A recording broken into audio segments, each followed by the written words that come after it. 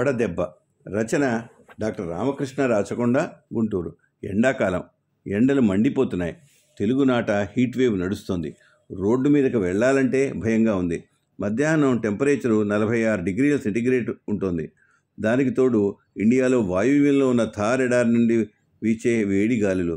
ఎండాకాలం అంటే పిల్లలకి సెలవులు ఇస్తారు, కానీ ఈ ఎండ తీవ్రతకి ఎక్కడికి వెళ్ళలేము.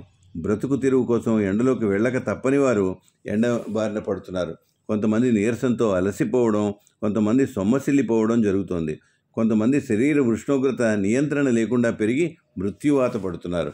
అధిక ఉష్ణోగ్రత వల్ల వచ్చిన సమస్యలతో సొమ్మసిల్లిపోవడం అంటే హీట్ సింకోపి, తీవ్రంగా అలసిపోవడం హీట్ ఎగ్జాషను, వడదెబ్బ హీట్ స్ట్రోకు, అధిక ఉష్ణోగ్రత వల్ల కండరాలు కొంకరకపోవడం, శరీర ఉష్ణోగ్రత నియంత్రణ కోల్పోయి శరీర ఉష్ణోగ్రత 41 డిగ్రీల సెంటీగ్రేడ్ దాటి హీట్ హైపర్పైరెక్సియా అనే ఇబ్బందులు కలుగుతాయి. వీటి అన్నిటినీ కలిపి హీట్ సిండ్రోమ్స్ అంటారు. శరీర ఉష్ణోగ్రత 41 నుంచి 43 డిగ్రీల సెంటీగ్రేడ్ వరకు ఉంటే అవయవాలు డ్యామేజ్ అవుతాయి. మామూలు జ్వరంతో ఉష్ణోగ్రత ఎంత ఉన్నా ఉష్ణోగ్రత నియంత్రణలోనే ఉంటుంది. శరీరంలో వేడి వ్యాయామం వలన, కండరాల పనితనం వలన, లోపల జరిగే రసాయనిక చర్యల వలన, బయట నుండి వేడి అబ్జార్బ్ చేసుకోవడం వలన ఉత్పత్తి అవుతుంది. మెదడులోని హైపోథలమస్ శరీరంలోని ఉష్ణోగ్రతను నియంత్రిస్తుంది. శరీరంలోని వేడి చెమట ఆవిరి అవడం వల్ల, ఊపిరితిత్తుల నుండి వేడి గాలి విడుదల చేయడం వలన బయటకు పోతుంది. వాతావరణంలో తేమ 70% కంటే ఎక్కువ ఉంటే చెమట ద్వారా వేడి బయటికి వెళ్ళదు. శరీర ఉష్ణోగ్రత తగ్గించే ఇతర మార్గాలు: ఇన్ఫ్రారెడ్ ఎలక్ట్రోమాగ్నెటిక్ రేడియేషను. చల్లని వస్తువులు శరీరాన్ని తాకితే కండక్షన్ ద్వారా శరీర ఉష్ణోగ్రత తగ్గుతుంది. గాలి తరంగాల ద్వారా కూడా శరీర ఉష్ణోగ్రత తగ్గుతుంది. గాలి ఉష్ణోగ్రత శరీర ఉష్ణోగ్రత కంటే ఎక్కువ ఉంటే ఈ పద్ధతి నిరుపయోగం అవుతుంది. వేడి వాతావరణంలో చర్మంలోని రక్తనాళాలు వ్యాకోచించి అధికంగా చెమట తయారై ఆ చెమట ఆవిరి అవడం వల్ల శరీర ఉష్ణోగ్రత తగ్గుతుంది. వేడి వాతావరణంలో పనిచేసే వారికి శరీర వాతావరణంలోని మార్పులకి అలవాటు పడి అనుకూలంగా పనిచేస్తుంది. అలవాటు పడని వ్యక్తులు అధిక ఉష్ణోగ్రత గల వాతావరణంలో ఉంటే ఈ హీట్ సిండ్రోమ్స్ త్వరగా వస్తాయి. ముఖ్యంగా అధిక వయసు ఉన్నవారికి, శరీర పోషక పరిస్థితి సరిగా లేని వారికి త్వరలో వస్తాయి. శరీరంలోని నీరు ఆవిరి అయ్యేసరికి రక్తం చిక్కబడి హార్ట్ అటాక్లు, సెరిబ్రల్ స్ట్రోక్ లేక పక్షవాతం కలగవచ్చు.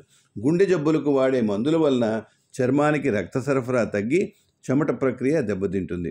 వాతావరణంలో అధిక వేడి ఉంటే వారికి వడదెబ్బ కొట్టడానికి ఈ క్రింది కారణాలు దోహదం చేస్తాయి. 1.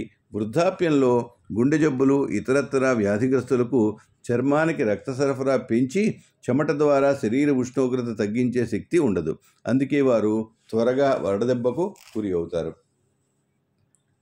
నెలలోపు పిల్లలకు కూడా వడదెబ్బ వచ్చే అవకాశం ఎక్కువ ఉంటుంది.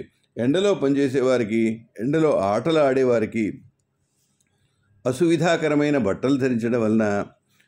4. ఆల్కహాలు, ఎనస్థీషియా మందులు అంటే యాంటీహిస్టమినిక్ మందులు, మానసిక వ్యాధులకు వాడే మందులు వాడేవారికి కూడా ఎండ దెబ్బతో సోకే అవకాశం ఎక్కువ ఉంటుంది. ఆహార లోపం ఉన్న వ్యక్తులకు అంటే న్యూట్రిషనల్ డెఫిషియన్సీ ఉన్న వాళ్ళకి, డయాబెటీస్, థైరాయిడ్, పిట్యూటరీ వ్యాధులు ఉన్న వాళ్ళకి, తీవ్ర రక్తంలో ఇన్ఫెక్షన్స్లోనూ, ట్రామా, శరీరం తీవ్రమైన కాలిన గాయాలు ఉన్నప్పుడు, వాతావరణంలో ఎక్కువ ఉష్ణోగ్రతలు నమోదైనప్పుడు వచ్చే సమస్యలు ఏంటి? అధిక ఉష్ణోగ్రత వలన వచ్చే వ్యాధులు. 1. Heat oedema. అధిక ఉష్ణోగ్రతలు ఉన్నప్పుడు మొట్టమొదటి రోజుల్లో కాళ్ళు, చేతులు వాపులు, మడమల దగ్గర వాపులు రావచ్చును. ఈ రకమైన వాపులకు ఏ విధమైన వైద్యం చేయవలసిన అవసరం లేదు. ఇవి ఎండకు రక్తనాళాలు వ్యాకోచించడం వల్ల వస్తాయి. కాళ్ళు ఎత్తిపెట్టి పడుకుంటే సరిపోతుంది. శరీరం మీద ప్రిక్లీ హీట్ లేక పేలుడు రావచ్చు. శరీరం మీద ఎర్రని చిన్న పొక్కుల్లాగా వస్తాయి. చర్మం నుండి ఊడిన కణాలు స్వేద గ్రంథులను మూసివేస్తే ఇలాంటి పొక్కులు వస్తాయి. చర్మం పొడిగా ఉండడానికి పౌడరు, లోషన్లు వాడవచ్చు. లూజుగా ఉండే కాటన్ దుస్తులు ధరించాలి. Heat syncope. అలవాటు లేని వ్యక్తులు, ఇతరత్రా వ్యాధిగ్రస్తులు ఎక్కువ ఎక్కువసేపు ఎండలో పనిచేస్తే సొమ్మసిల్లిపోవడం జరుగుతుంది. దీన్ని హీట్ సింకోప్ అంటారు.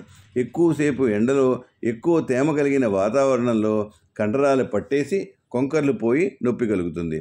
రక్తంలో కణాల్లో సోడియం, పొటాషియం, కాల్షియం లవణాల లోపం వల్ల ఈ రకమైన మజిల్ క్రాంప్స్ కలుగుతాయి. ఎలక్ట్రాల్ వంటి లవణాలు కలిగిన పానీయాలు తాగడం వలన సమస్య పరిష్కారం అవుతుంది. అవసరమైతే హాస్పిటల్లో అడ్మిట్ చేసి లవణాలు సిరల్లో ఇవ్వాల్సి వస్తుంది. Heat exhaustion. శారీరక ఉష్ణోగ్రత నియంత్రణ సరిగా జరగకపోతే తీవ్రమైన నీరసం వస్తుంది. శరీరం నుండి నీరు ఆవిరై డీహైడ్రేషన్ వస్తుంది. శరీరంలో సోడియం లెవెల్స్ తగ్గుతాయి. శరీర ఉష్ణోగ్రత 100 నుండి 103 డిగ్రీల ఫారెన్హీట్ ఉండవచ్చు. రోగిని విశ్రాంతిలో ఉంచి తడిగుడ్డతో తుడిచి శరీర ఉష్ణోగ్రతను తగ్గించి అతని నరంలో సలైన్ వంటి ఫ్లూయిడ్స్ ఇస్తే మామూలు దశకు చేరుకుంటాడు. Heat stroke. ఇందులో శరీరంలోని ఉష్ణోగ్రత నియంత్రణ పూర్తిగా స్తంభిస్తుంది. ఇందులో ఆయాసం, ఊపిరి ఎక్కువగా పీల్చడం, దడ, గుండె వేగం ఎక్కువ అవడం, రక్తపోటు తగ్గిపోవడం జరుగుతుంది. అధిక ఉష్ణోగ్రతలో పనిచేయడం, శరీర ఉష్ణోగ్రత 104 డిగ్రీల ఫారెన్హీట్ కంటే ఎక్కువ ఉండడం, మెంటల్ కన్ఫ్యూజన్తో పాటు పైన చెప్పిన సమస్యలు ఉంటే హీట్ స్ట్రోక్గా నిర్ధారించవచ్చు. వికారం, వాంతులు, తీవ్రమైన నిస్సత్తువ, చుట్టుపక్కల మనుషులు ప్రాంతంపై అవగాహన కోల్పోవడం జరుగుతుంది.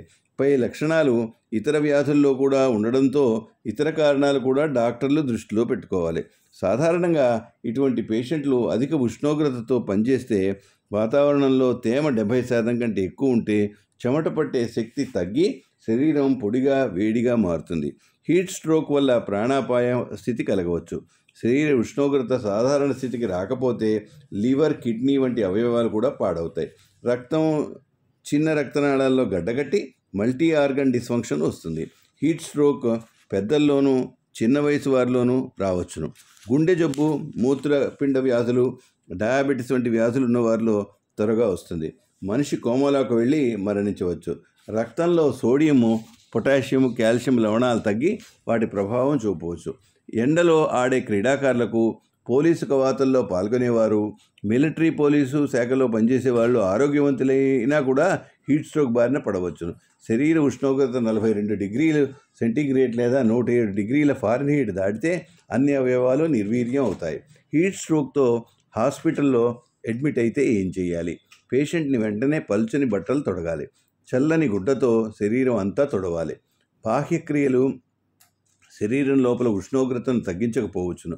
గ్లూకోజ్, సలైన్ వంటి ద్రవాలు నరంలోకి ఇవ్వాలి. చల్లని నీరు 15 డిగ్రీల ఉష్ణోగ్రత కలిగిన నీరు శరీరం మీద జల్లి ఫ్యాన్ కింద పడుకోబెట్టాలి. చల్లని ఐస్ వాటర్ శరీరం మీద జల్లి గుడ్డలతో తొడవాలి. శరీర ఉష్ణోగ్రత 39 డిగ్రీల సెల్సియస్ కంటే తగ్గితే ఐస్ వాటర్ వాడవలసిన అవసరం లేదు. శరీరంలోని లోపల ఉష్ణోగ్రతలు తగ్గించడానికి కోల్డ్ సలైన్ ఆహారంలో నాళంలోకి కానీ సిరల్లో కానీ ఎక్కించవచ్చు. వీటన్నిటితో పాటు రోగి ఊపిరిని గమనించి అవసరమైతే వెంటిలేటర్ ద్వారా కృత్రిమ శ్వాస అందించవలసి వస్తుంది. శరీర ఉష్ణోగ్రత తగ్గితే మానసిక స్థితి మెరుగుపడుతుంది. రక్తంలో గ్లూకోజ్ లవణాలను సాధారణ స్థితికి తీసుకొని రావాలి. వేసవిలో అధిక ఉష్ణోగ్రతలు ప్రమాదకరమైనవి. పెద్దలు, చిన్నపిల్లలు సాధ్యమైనంత వరకు ఇంట్లోనే ఉండాలి. నీరు, మజ్జిగ, ఎలక్ట్రాల్ వంటి ద్రవాలు తీసుకోవాలి. పలుచని కాటన్ వస్త్రాలు ధరించాలి. బయటికి వెళ్ళేవారు వారితో మంచినీరు, మజ్జిగ, కొబ్బరి నీళ్లు తాగాలి. వేసవిలో ఆటలు ఆడే క్రీడాకారులు కూడా ద్రవాలు తాగుతూ డీహైడ్రేషన్ రాకుండా చూసుకోవాలి. పోలీసు కవాతు, మిలిటరీ కవాతు, పరుగు పందాలు జరిపేటప్పుడు అధికారులు ఈ రకమైన ద్రవాలు అందించడానికి యంత్రాంగాన్ని ఆదేశించాలి. అవసరమైతే ఎవరికైనా హీట్ స్ట్రోక్ లక్షణాలు కనపడితే వెంటనే హాస్పిటల్కి తరలించి చికిత్స చేయాలి. ఉద్యోగులు గొడుగులు వాడి ఎండతాపం నుంచి తప్పించుకోవాలి.